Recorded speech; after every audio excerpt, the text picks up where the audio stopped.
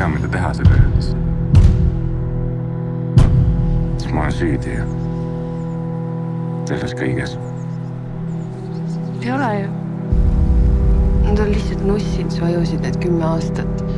See oli õnnetus. Eugen, sul on isa veel elus. Sa võid temaga ühendust võtta ju.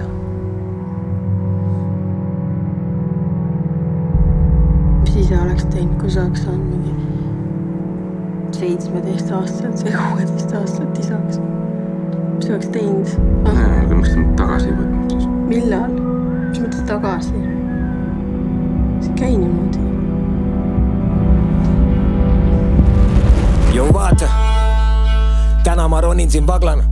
Nädala tagasi tundsin, et Tony Montana kustutaks elu, kui kustutaks Fuck you, päris elu!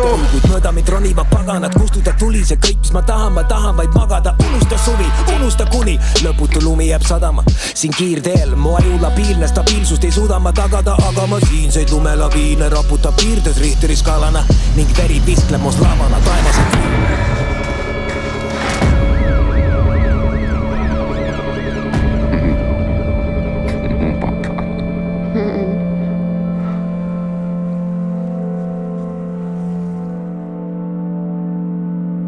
Mis on kõige ilusam asi, mis sulle kunagi öeldud?